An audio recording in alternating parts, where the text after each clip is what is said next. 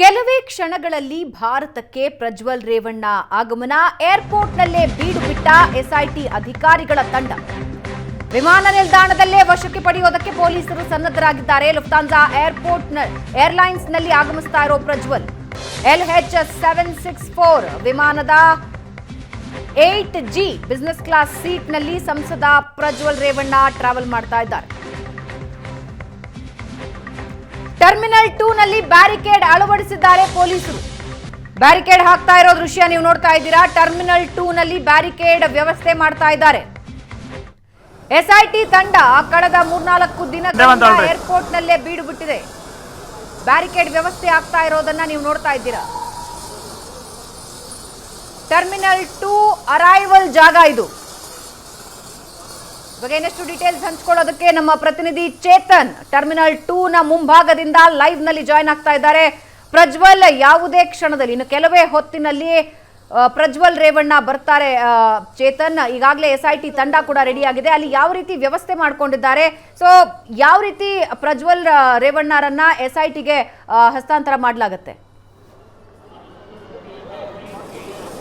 ಭಾವನಾ, ಇಲ್ಲಿ ಯಾವ ರೀತಿ ಒಂದು ಸಿದ್ಧತೆಯನ್ನು ಮಾಡ್ಕೊಂಡಿದ್ದಾರೆ ಅನ್ನೋದನ್ನು ನಮ್ಮ ಕ್ಯಾಮ್ರಾ ಪರ್ಸನ್ ಜಗದೀಶ್ ಇದೀಗ ನಿಮಗೆ ತೋರಿಸ್ತಿರುವಂಥದ್ದು. ಅಂದರೆ ಎಲ್ಲ ರೀತಿಯಲ್ಲೂ ಕೂಡ ಅದೇ ಭದ್ರತೆಗೆ ಯಾವುದೇ ರೀತಿ ಸಮಸ್ಯೆ ಆಗಬಾರ್ದು ಅಂತ ಬ್ಯಾರಿಕೇಡ್ ವ್ಯವಸ್ಥೆಗಳನ್ನು ಇವಾಗ ಆಲ್ರೆಡಿ ಮಾಡ್ಕೊಂಡಿರುವಂಥದ್ದು. ಅಂದರೆ ಬ್ಯಾರಿಕೇಡ್ಗಳನ್ನು ತೆಗೆದುಕೊಂಡು ಬಂದು ಒಂದು ಸೈಡ್ ಹಾಕಲಾಗಿದೆ. ಇನ್ನೇನು ಕೆಲವೇ ಗಂಟೆಗಳಲ್ಲಿ ಪ್ರಜ್ವಲ್ ರೇವಣ್ಣ ಭಾರತಕ್ಕೆ ಆಗಮಿಸ್ತಾನೆ. ಇದೇ ಒಂದು ಏನು ಡಿಪಾರ್ಚರ್ ವಿಭಾಗಕ್ಕೆ, ಅಂದರೆ ಟರ್ಮಿನಲ್ 2 ಡಿಪಾರ್ಚರ್ ಏನಿದೆ ಇಲ್ಲೇ ಅವರು ಬರುವಂಥದ್ದು. ಹೀಗಾಗಿ ಎಲ್ಲ ರೀತಿಯಾದಂತಹ ಒಂದು ಸಿದ್ಧತೆಯನ್ನು ಕೂಡ ಮಾಡ್ಕೊಂಡಿರುವಂಥದ್ದು. ಮತ್ತು SIT ಅಧಿಕಾರಿಗಳು ಇವಾಗ ಆಲ್ರೆಡಿ ಇಲ್ಲಿನ ಒಂದು ಏರ್ಪೋರ್ಟ್ಗೆ ಬಂದಿರುವಂಥದ್ದು. ಪಾಸನ್ನು ಕೂಡ ಮಾಡಿಸ್ಕೊಂಡು ಒಳಗಡೆ ಹೋಗೋದಕ್ಕೆ, ಎಂಟ್ರಿ ಆಗೋದಕ್ಕೆ ಪಾಸನ್ನು ಕೂಡ ಅವರು ಪಡೆದುಕೊಂಡಿದ್ದಾರೆ.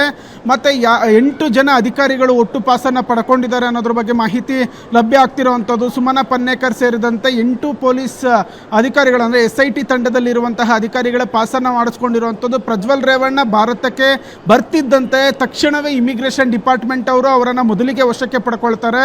ವಶಕ್ಕೆ ಪಡ್ಕೊಂಡು ಅವರ ಹಸ್ತಾಂತರ ಪ್ರಕ್ರಿಯೆ ಒಂದು 20ರಿಂದ 30 ನಿಮಿಷ ತಗಲುತ್ತೆ. ಅಂದರೆ ಇವ್ರ ವಿರುದ್ಧ, ಯಾಕಂದರೆ ಲುಕೌಟ್ ನೋಟಿಸ್ ಹೊರಡಿಸಿರೋದ್ರಿಂದ ಪ್ರಜ್ವಲ್ ರೇವಣ್ಣ ಭಾರತಕ್ಕೆ ಬರ್ತಿದ್ದಂತೆ ಎಂಟ್ರಿ ಮಾಡ್ತಾ ಇದ್ದಂತೆ ಎಲ್ಲ ರೀತಿಯಾದಂತಹ ಒಂದು ಡೀಟೇಲ್ಸ್ ಬರುತ್ತೆ ಆರೋಪಿ ವಿರುದ್ಧ. ಈಗ ಈ ಇಮಿಗ್ರೇಷನ್ ಡಿಪಾರ್ಟ್ಮೆಂಟ್ ಅವರು ಮೊದಲಿಗೆ ಇಲ್ಲಿ ಫಾರಿನ್ಸ್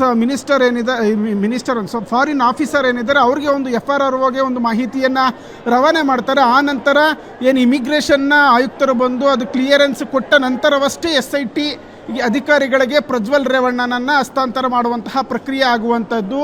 ಭಾರತಕ್ಕೆ ಬಂದರೂ ಕೂಡ ಇಮ್ಮಿಡಿಯೇಟ್ಲಿ SIT ಅಧಿಕಾರಿಗಳು ಕೂಡ ಆತನನ್ನು ವಶಕ್ಕೆ ಪಡೆಯೋದಕ್ಕೆ ಆಗೋದಿಲ್ಲ. ಇಮಿಗ್ರೇಷನ್ ಡಿಪಾರ್ಟ್ಮೆಂಟ್ ಕ್ಲಿಯರೆನ್ಸ್ ಸಿಗಬೇಕು, ಅವರು ಹಸ್ತಾಂತರ ಮಾಡಬೇಕು.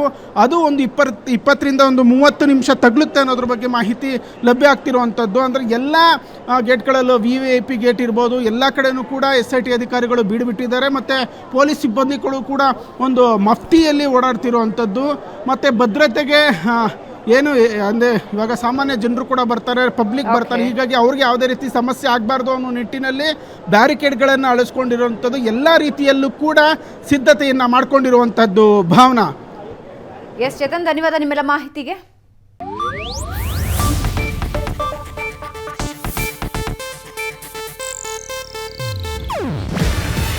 ಇದು ಏಷ್ಯಾನೆಟ್ ನ್ಯೂಸ್ ನೆಟ್ವರ್ಕ್ ಪ್ರಸ್ತುತಿ. ನೀವು ನೋಡ್ತಿದ್ದೀರಾ ಏಷ್ಯಾನೆಟ್ ಸುವರ್ಣ ನ್ಯೂಸ್.